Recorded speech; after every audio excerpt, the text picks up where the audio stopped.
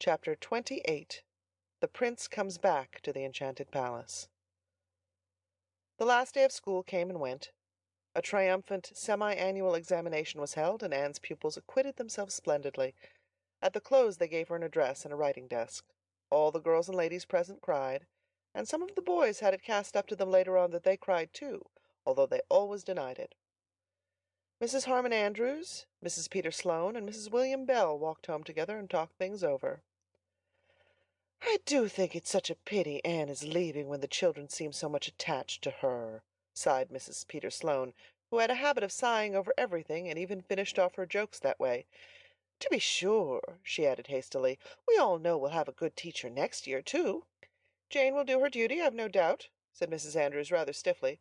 "I don't suppose you'll tell the children quite so many fairy tales, or spend so much time roaming about the woods with them, but she has her name on the inspector's roll of honor, and the Newbridge people are in a terrible state over her leaving." "Well, I'm real glad Anne is going to college," said Mrs. Bell. "She has always wanted it, and it will be a splendid thing for her." "Well, I don't know." Mrs. Andrews was determined not to agree fully with anybody that day. "I don't see that Anne needs any more education. She'll probably be marrying Gilbert Blythe if his infatuation for her lasts till he gets through college, and what good will Latin and Greek do her then? If they taught you at college how to manage a man, there might be some sense in her going." Mrs. Harmon Andrews, so Avonlea gossip whispered, had never learned how to manage her man, and as a result the Andrews household was not exactly the model of domestic happiness. "I see that the Charlottetown call to Mr. Allan is up before the presbytery," said Mrs. Bell. "That means we'll be losing him soon, I suppose." "They're not going before September," said Mrs. Sloane. "I think it will be a great loss to the community, although I always did think that Mrs. Allan dressed rather too gay for a minister's wife. But we are none of us perfect. Did you notice how neat and snug Mr. Harrison looked today? I never saw such a changed man. He goes to church every Sunday and subscribed to the salary." "Hasn't that Paul Irving grown to be a big boy?" said Mrs. Andrews. "He was such a mite for his age when he came here. I declare I hardly knew him today. He's getting to look a lot like his father." "He's a smart boy," said Mrs. Bell. "He's smart enough, but—" Mrs. Andrews lowered her voice. "I believe he tells queer stories. Gracie came home from school one day last week with the greatest rigmarole he had told her about people who lived down at the shore. Stories there couldn't be a word of truth in, you know. I told Gracie not to believe them, and she said that Paul didn't intend her to, but if he didn't, what did he tell them to her for?" "Anne says Paul is a genius," said Mrs. Sloane. "He may be. You never know what to expect of them Americans," said Mrs. Andrews. Mrs. Andrews' only acquaintance with the word genius was derived from the colloquial fashion of calling any eccentric individual a queer genius. She probably thought, with Mary Joe, that it meant a person with something wrong in his upper story. Back in the schoolroom, Anne was sitting alone at her desk, as she had sat on the first day of school 2 years before, her face leaning on her hand, her dewy eyes looking wistfully out of the window to the lake of shining waters. Her heart was so wrung over the parting with her pupils that for a moment college had lost all its charm. She still felt the clasp of Annetta Bell's arms about her neck and heard the childish wail, "I'll never love any teacher as much as you, Miss Shirley. Never, never!" For 2 years she had worked earnestly and faithfully, making many mistakes and learning from them. She had had her reward.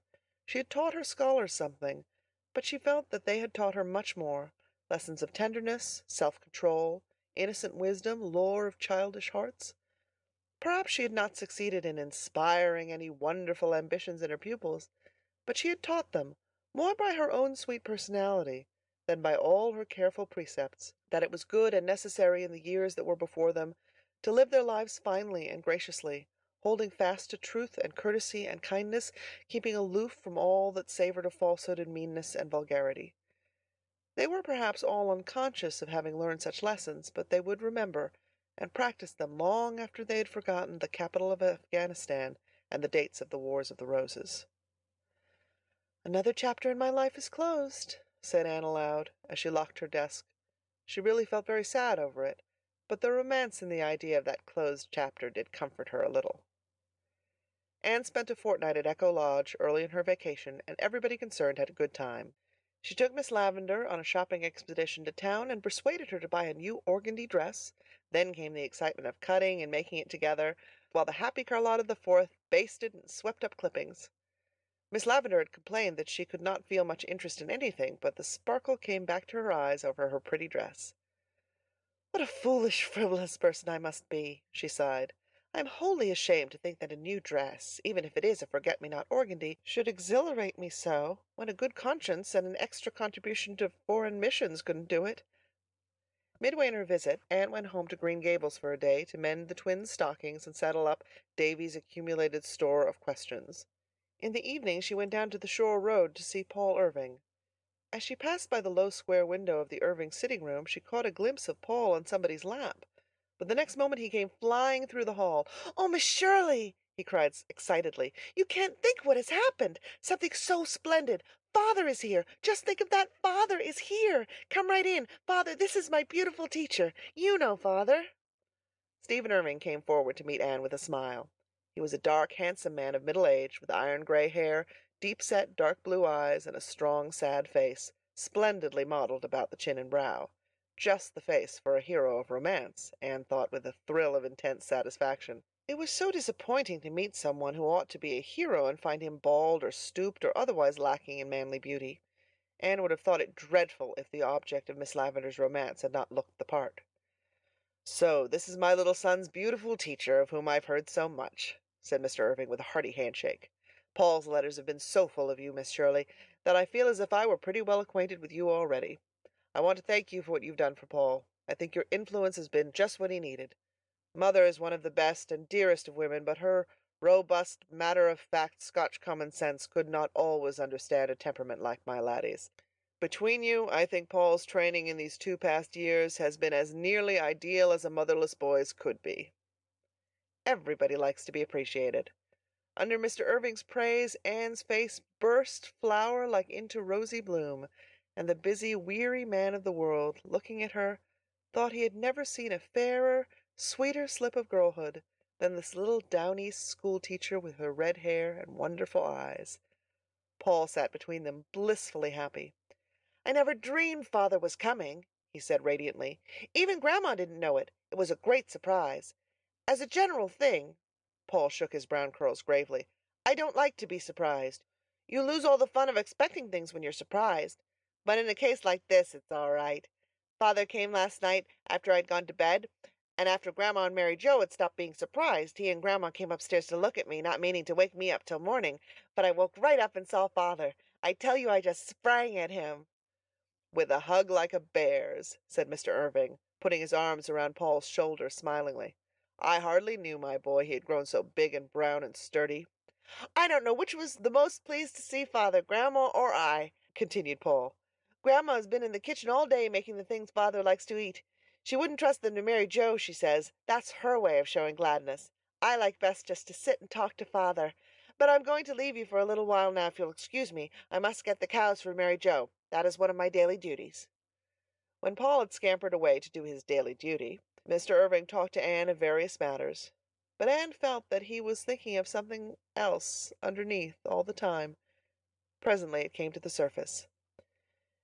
"In Paul's last letter he spoke of going with you to visit an old friend of mine, Miss Lewis, at the stone house in Grafton. Do you know her well?" "Yes, indeed, she is a very dear friend of mine," was Anne's demure reply, which gave no hint of the sudden thrill that tingled over her from head to foot at Mr. Irving's question. Anne felt instinctively that romance was peeping at her around a corner. Mr. Irving rose and went to the window, looking out on a great golden billowing sea where a wild wind was harping. For a few moments there was silence in the little dark-walled room. Then he turned and looked down into Anne's sympathetic face with a smile, half whimsical, half tender. "I wonder how much you know," he said. "I know all about it," replied Anne promptly. "You see," she explained hastily, "Miss Lavender and I are very intimate. She wouldn't tell things of such a sacred nature to everybody. We are kindred spirits." "Yes, I believe you are. Well, I'm going to ask a favor of you. I would like to go and see Miss Lavender, if she will let me. Will you ask her if I may come?" Would she not? Oh, indeed she would. Yes, this was romance, the real thing, with all the charm of rhyme and story and dream. It was a little belated, perhaps, like a rose blooming in October, which should have bloomed in June, but none the less a rose, all sweetness and fragrance with the gleam of gold in its heart. Never did Anne's feet bear her on a more willing errand than on that walk through the beech woods to Grafton the next morning. She found Miss Lavendar in the garden. Anne was fearfully excited. Her hands grew cold and her voice trembled. "Miss Lavendar, I have something to tell you. Something very important. Can you guess what it is?" Anne never supposed that Miss Lavendar could guess, but Miss Lavendar's face grew very pale, and Miss Lavendar said in a quiet, still voice, from which all the color and sparkle that Miss Lavendar's voice usually suggested had faded, "Stephen Irving is home." "How did you know? Who told you?" cried Anne disappointedly, vexed that her great revelation had been anticipated. "Nobody. I knew that it must be it just from the way you spoke." "He wants to come and see you," said Anne. "May I send him word that he may?" "Yes, of course," fluttered Miss Lavendar. "There's no reason why he shouldn't. He's only coming as any old friend might." Anne had her own opinion about that as she hastened into the house to write a note at Miss Lavendar's desk. "Oh, it's delightful to be living in a storybook," she thought gaily. "It will come out all right, of course. It must. And Paul will have a mother after his own heart, and everybody will be happy. Oh, but Mr. Irving will take Miss Lavendar away, and dear knows what will happen to the little stone house. And so there are two sides to it, as there seems to be to everything in this world." The important note was written, and Anne herself carried it to the Grafton post office, where she waylaid the mail carrier and asked him to leave it at the Avonlea office. "It's so very important," Anne assured him anxiously. The mail carrier was a rather grumpy old personage who did not at all look the part of a messenger of Cupid, and Anne was none too certain that his memory was to be trusted. But he said that he would do his best to remember, and she had to be contented with that. Charlotta the Fourth felt that some mystery pervaded the stone house that afternoon, a mystery from which she was excluded. Miss Lavendar roamed about the garden in a distracted fashion. Anne, too, seemed possessed by a demon of unrest and walked to and fro and went up and down. Charlotta the Fourth endured it till patience ceased to be a virtue. Then she confronted Anne on the occasion of that romantic young person's third aimless peregrination through the kitchen. "Please, Miss Shirley, ma'am," said Charlotta the Fourth, with an indignant toss of her very blue bows, "it's plain to see you and Miss Lavendar have got a secret, and I think, begging your pardon if I'm too forward, Miss Shirley, ma'am, that it's real mean not to tell me when we've all been such chums." "Oh, Charlotta, dear, I'd have told you all about it if it were my secret, but it's Miss Lavendar's, you see. However, I'll tell you this much, and if nothing comes of it, you must never breathe a word about it to a living soul. You see, Prince Charming is coming tonight. He came long ago, but in a foolish moment went away and wandered afar, and forgot the secret of the magic pathway to the enchanted castle where the princess was weeping her faithful heart out for him. But at last he remembered it again, and the princess is waiting still, because nobody but her own dear prince could carry her off." "Oh, Miss Shirley, ma'am, what is that in prose?" gasped the mystified Charlotta. Anne laughed. "In prose. An old friend of Miss Lavendar's is coming to see her tonight." "Do you mean an old beau of hers?" demanded the literal Charlotta. "That is probably what I do mean, in prose," answered Anne gravely. "It is Paul's father, Stephen Irving, and goodness knows what will come of it, but let us hope for the best, Charlotta." "I hope that he'll marry Miss Lavendar," was Charlotta's unequivocal response. "Some women's intended from the start to be old maids. I'm afraid I'm one of them, Miss Shirley, ma'am, 'cause I've awful little patience with the man. But Miss Lavendar never was, and I'd have been awful worried, thinking what on earth she'd do when I got so big I'd have to go to Boston. There ain't any more girls in our family, and dear knows what she'd do if she got some stranger that might laugh at her pretendings and leave things lying around out of their place and not be willing to be called Charlotta the Fifth. She might get someone who wouldn't be as unlucky as me in breaking dishes, but she'd never get anyone who'd love her better." And the faithful little handmaiden dashed to the oven door with a sniff. They went through the form of having tea as usual that night at Echo Lodge, but nobody really ate anything. After tea Miss Lavendar went to her room and put on her new forget-me-not organdy, while Anne did her hair for her. Both were dreadfully excited, but Miss Lavendar pretended to be very calm and indifferent. "I must really mend that rent in the curtain tomorrow," she said anxiously, inspecting it as if it were the only thing of any importance just then. "These curtains have not worn as well as they should, considering the price I paid. Dear me, Charlotta has forgotten to dust the stair railing again. I really must speak to her about it." Anne was sitting on the porch steps when Stephen Irving came down the lane and across the garden. This is the one place where time stands still, he said, looking around him with delighted eyes. There is nothing changed about this house or garden since I was here 25 years ago. It makes me feel young again. You know time always does stand still in an enchanted palace, said Anne seriously. It is only when the prince comes that things begin to happen. Mr. Irving smiled a little sadly into her uplifted face, all a star with its youth and promise. Sometimes the prince comes too late, he said. He did not ask Anne to translate her remark into prose. Like all kindred spirits, he understood. Oh, no, not if he is the real prince coming to the true princess, said Anne, shaking her red hair decidedly as she opened the parlor door. When he had gone in, she shut it tightly behind him and turned to confront Charlotta the Fourth, who was in the hall, all nods and becks and wreathed smiles. "Oh, Miss Shirley, ma'am," she breathed, "I peeked from the kitchen window, and he's awful handsome, and just the right age for Miss Lavender. And oh, Miss Shirley, ma'am, do you think it would be much harm to listen at the door?" "It would be dreadful, Charlotta," said Anne firmly. "So just you come away with me out of the reach of temptation."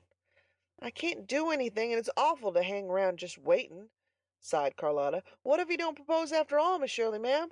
You never can be sure of them men. My older sister, Charlotta the First, thought she was engaged to one once, but it turned out he had a different opinion, and she says she'll never trust one of 'em again. And I heard of another case where a man thought he wanted one girl awful bad, when it was really her sister he wanted all the time. When a man don't know his own mind, Miss Shirley, ma'am, how's a poor woman going to be sure of it?" "We'll go to the kitchen and clean the silver spoons," said Anne. "That's a task which won't require much thinking, fortunately, for I couldn't think tonight, and it will pass the time." It passed an hour.